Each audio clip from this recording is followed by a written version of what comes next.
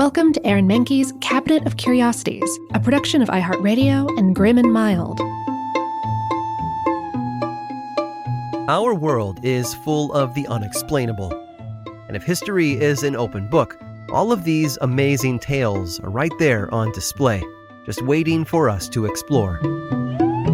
Welcome to the Cabinet of Curiosities.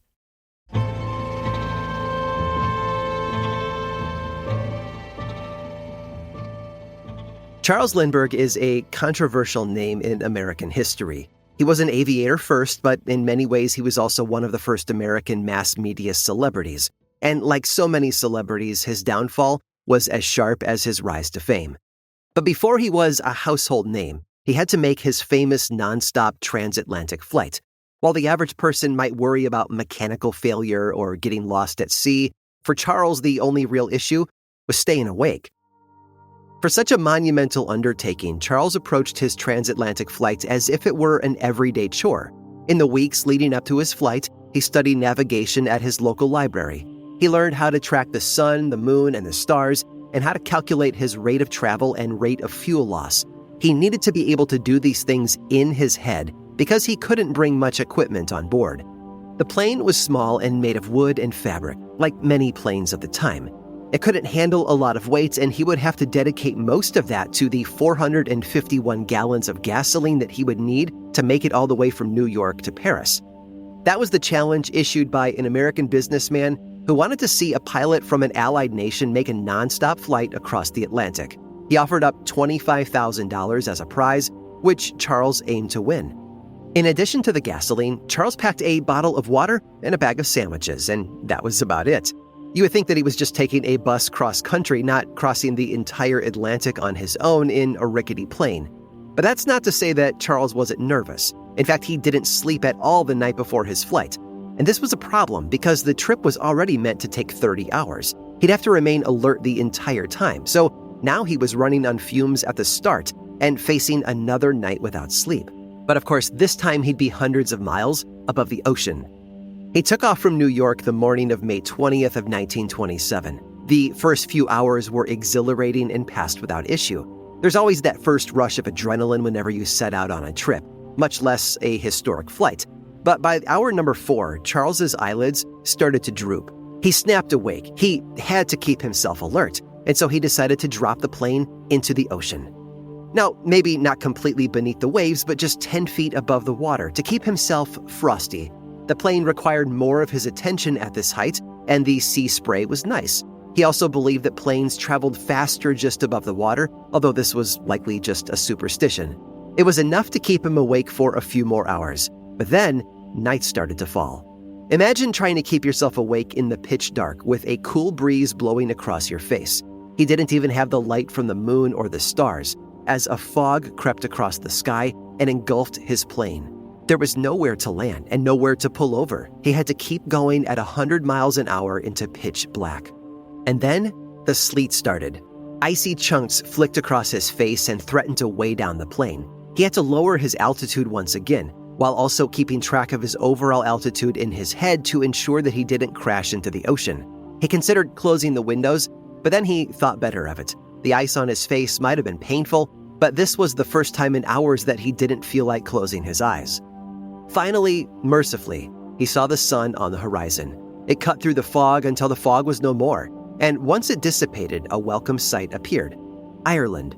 He was close to his destination. Just 5 hours later, he finally arrived in Paris, exactly on time. He hadn't slept for 55 hours.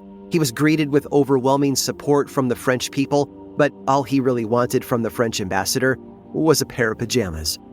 In the years that followed, Charles received endless medals from the U.S. and other allied nations. But the 1930s were a traumatic time for him, and his infant son was infamously kidnapped and murdered. While touring Germany, he saw firsthand the might of the Nazi Air Force and was so frightened that he became an ardent proponent of isolationism, wanting to keep America out of the war and blaming the British, American Jews, and Franklin Roosevelt for wanting to involve the U.S. Ultimately, this lost him the support of the American people, and it took him flying missions in the Pacific to regain some of their respect. He was a complicated man who quickly found himself out of his depth on the public stage. Of all his accomplishments, though, it's more than curious that he remains most famous for simply keeping his eyes open.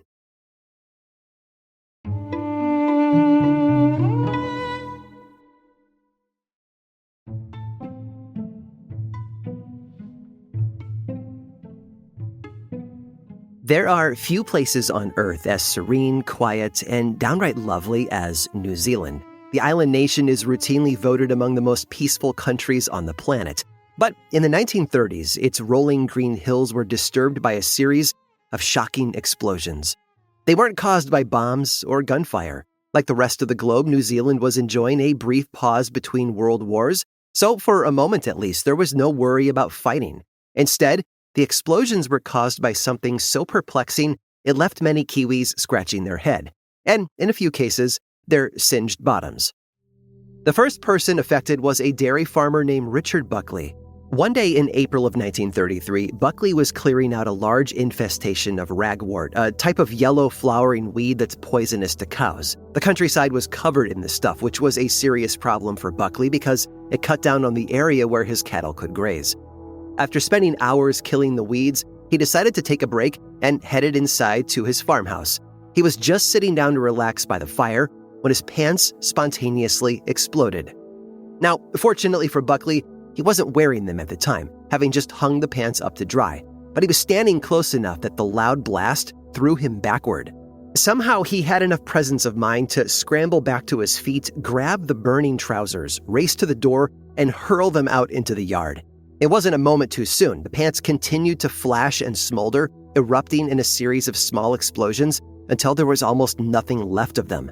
Now, as you might imagine, Buckley was astonished and also relieved to escape without injury. But as he soon learned, this close call was just the beginning.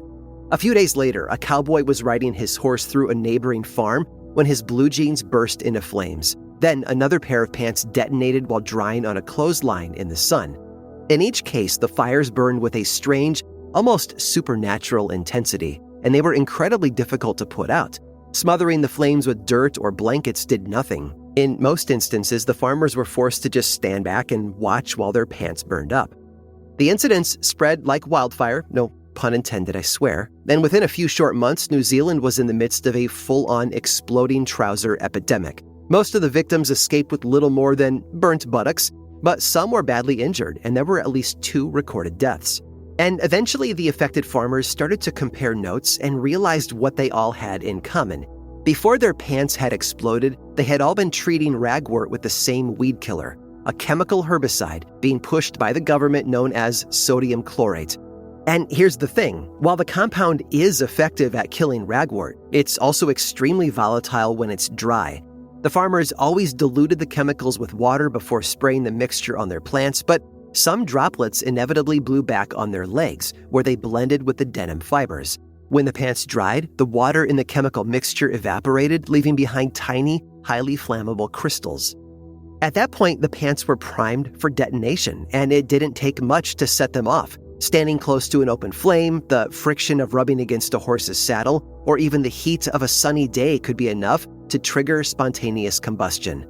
Once the farmers realized their weed killer was causing the fires, they stopped using it. They still had a serious weed infestation on their hands, but that problem eventually sorted itself out when the industry shifted from dairy to sheep farming.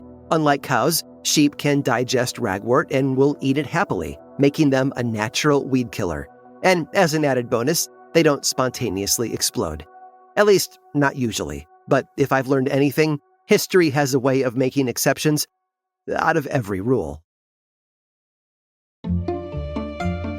I hope you've enjoyed today's guided tour of the Cabinet of Curiosities. Subscribe for free on Apple Podcasts or learn more about the show by visiting curiositiespodcast.com. This show was created by me, Aaron Mahnke, in partnership with How Stuff Works. I make another award-winning show called Lore, which is a podcast, book series, and television show, and you can learn all about it over at theworldoflore.com. And until next time, stay curious.